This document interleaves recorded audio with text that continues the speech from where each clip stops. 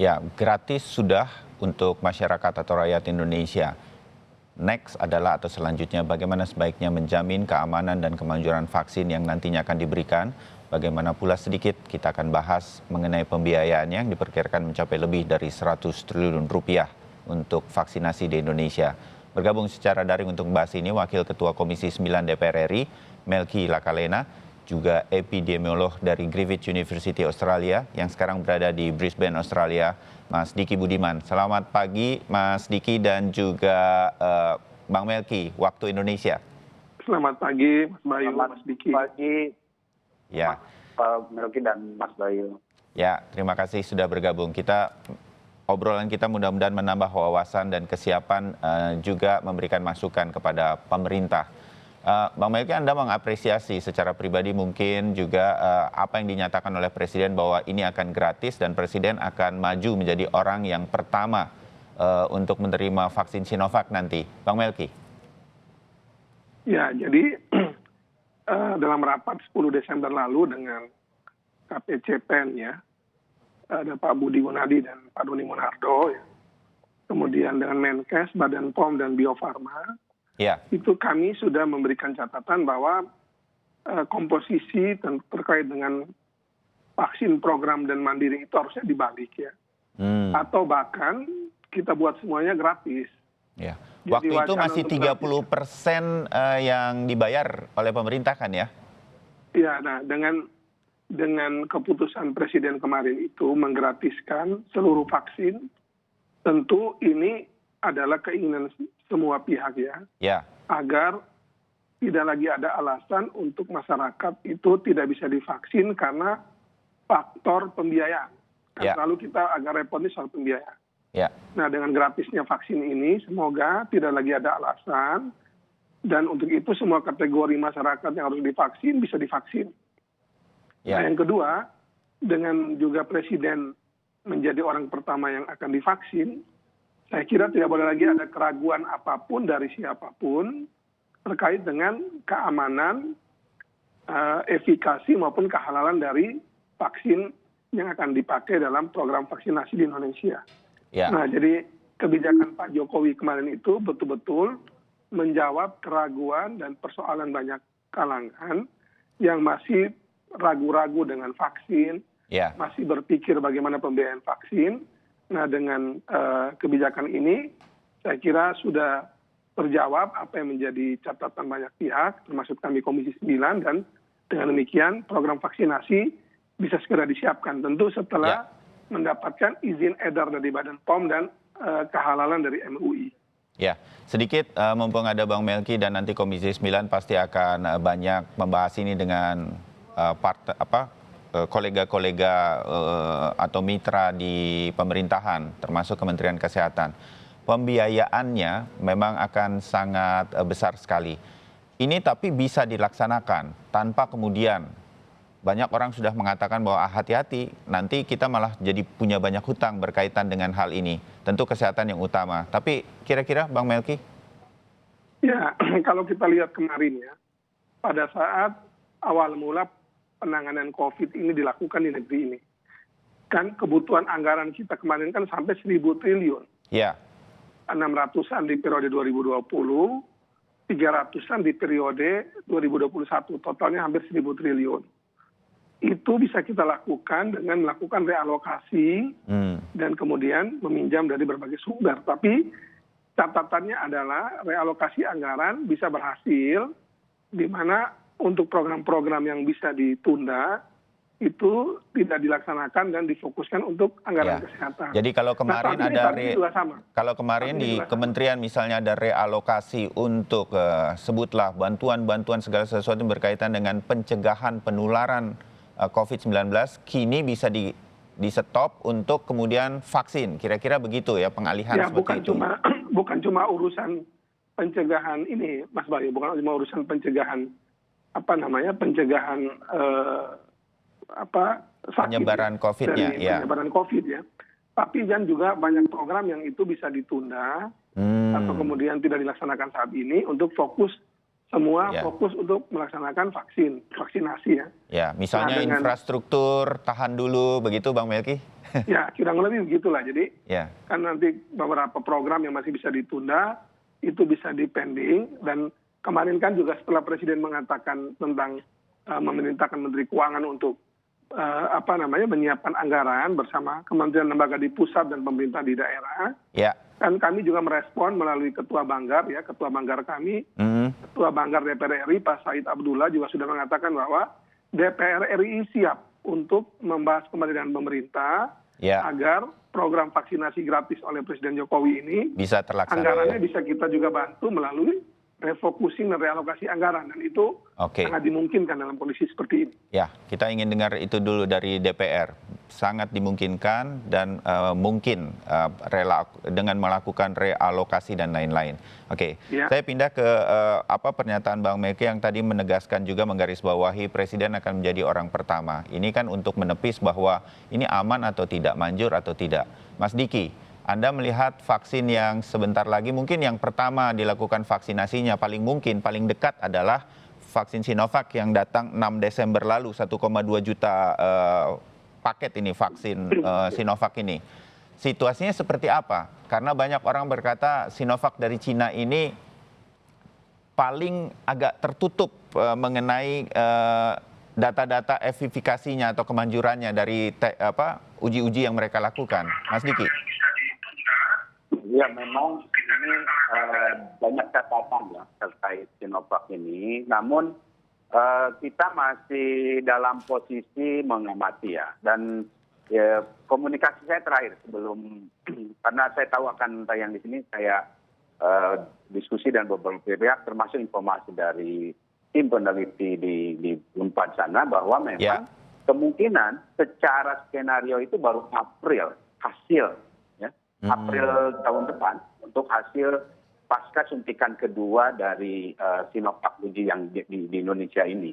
Artinya apa yang dilakukan pemerintah sebetulnya dengan kedatangan itu tidak ada masalah, Mas Bayu. Dan saya sampaikan juga ke pihak DPR bahwa itu adalah prosedur, memang prosedur bakunya seperti itu.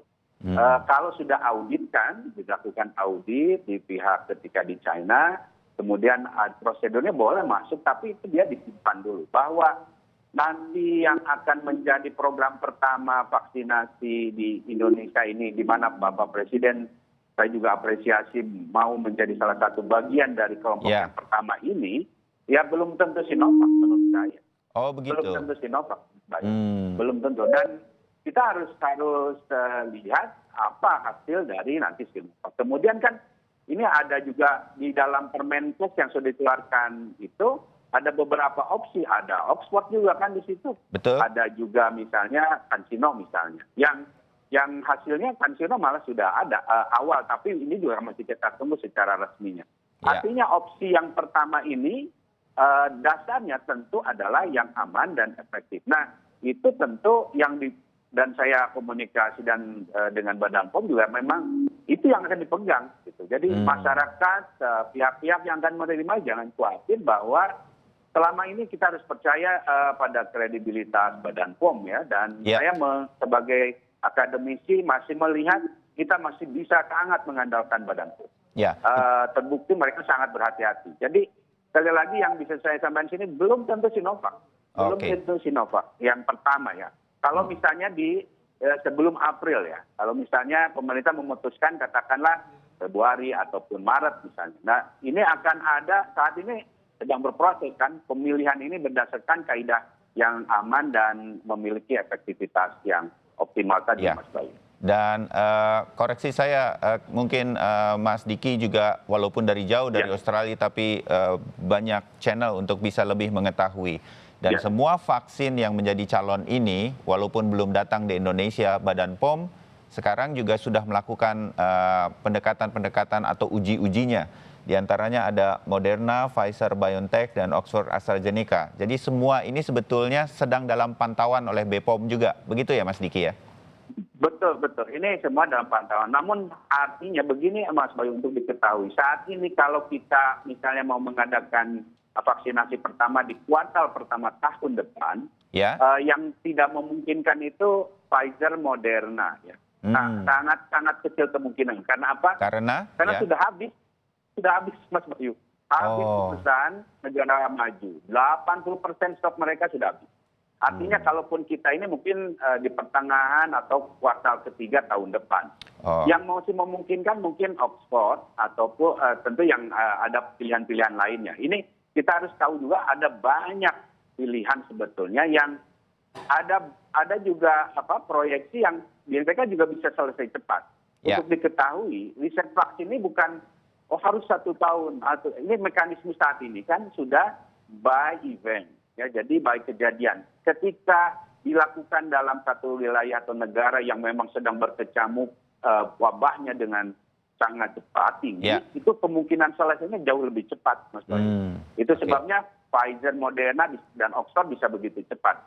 Kita akan lihat sekali lagi, saya sebagai pengamat juga akan terus memberikan informasi ini, kira-kira mana yang layak ya, dan tentu pemerintah juga ikut mengamati. Oke. Nah, saya membaca dan saya ingin mengkonfirmasi atau kita diskusi pada pagi hari ini, Mas Diki, dan juga nanti ke Bang Melki sebagai yang mengawasi juga dari DPR RI. Belum lama ini ada Brazil yang mempertanyakan bahkan cukup keras meminta pemerintah Cina, produsen dari Sinovac, untuk memberikan data yang lebih jelas lagi, lebih kuat lagi mengenai Sinovac. Tanpa bermaksud untuk menakut-nakuti, justru kita ingin memperjelas. Sinovac sendiri sudah diberikan sejak bulan Juni di Cina, dan hasil-hasilnya itu loh yang kemudian ingin didengar oleh banyak pihak. Nah, semacam ini, apakah kemudian Sinovac ini jadi masih diragukan, begitu bahasa saya, atau kita boleh tetap optimis terhadap Sinovac ini karena dia begitu banyak, hubungan kita dengan Cina juga baik, mungkin kita bisa dapat lebih banyak, lebih cepat dibanding produsen-produsen vaksin yang lain, begitu. Nah, Mas Diki, di sisi ini sebetulnya kita masih bisa aman. Kita percaya pada BPOM dan pemerintah, tetapi dari produsen Sinovacnya sendiri bagaimana ini? Jadi ini juga saya suarakan sejak beberapa bulan lalu ya, terutama ketika, kalau catatan saya sih sebetulnya di awal Juli dia mulai itu. Juli. China melakukan secara skema emergensi, artinya hampir 6 bulan. Saya pertanyakan, termasuk pada kebetulan banyak alumni dari center saya ini juga yang menjadi pemegang kebijakan di China. Artinya sebetulnya yang terjadi pada Sinovac ini juga pernah terjadi pada Moderna dan Oxford ya, ketika terkesan menutupi data. Tapi menjawab pertanyaan Mas Bayu tadi, saya masih punya ekspektasi yang ya kita jaga untuk tidak terlalu optimis, tapi kita masih punya ekspektasi terhadap Sinovac ini. Karena selalu saya sampaikan, sangat worth it kita menanti hasil yang ada di Bandung maupun yang katakanlah di Brazil maupun di China sendiri. Karena Sinovac ini adalah jenis vaksin yang sebetulnya proteksinya jauh lebih lengkap ya dalam mekanisme proteksinya dibanding katakanlah Moderna dan Pfizer. Selain itu lebih familiar kita. Jadi sangat worth it, tapi kita tidak bisa over confidence, kita tidak bisa juga terlalu berlebihan ya dalam menyikapi ini, karena sekali lagi riset vaksin ini tidak ada jaminan keberhasilannya. Sehingga selalu saya ingatkan bahwa dan kebetulan ada Bang Melki nih dari DPR. Jadi mohon Komisi 9 juga mengingatkan bahwa strategi yang paling penting kita lakukan saat ini adalah lakukanlah strategi yang utama, yaitu di 3T dan didukung dengan 3M. Karena ini ada atau tidak ada vaksin, kita akan perlu ini untuk mengendalikan apa? Ekonomi dan lain sebagainya. Dan sekali lagi, vaksin itu tidak ada jaminan kita selesai dari pandemi ini. Belum ada jaminan. Belum ada pandemi yang selesai dengan program vaksinasi. Kita belajar dari sejarah, untuk smallpox saja, vaksinasi yang gratis dan yang luar biasa itu butuh 200 tahun loh Mas Bayu. Baru selesai. Polio lebih dari 50 tahun. Jadi artinya kita harus jaga supaya kita tetap dalam realistis ya, dalam kondisi realistis dan tetap melakukan upaya yang utama itu, yaitu 3T dan 3M ini. Jadi hal-hal yang berkaitan dengan apa yang disampaikan Mas Diki dan nanti akan dikomentari Bang Melki, saya tahan dulu. karena kita jeda sebentar untuk kemudian kita kembali dengan diskusi kita menjaga keamanan dan kemanjuran vaksin-vaksin yang akan divaksinasi di Indonesia. Kami segera kembali.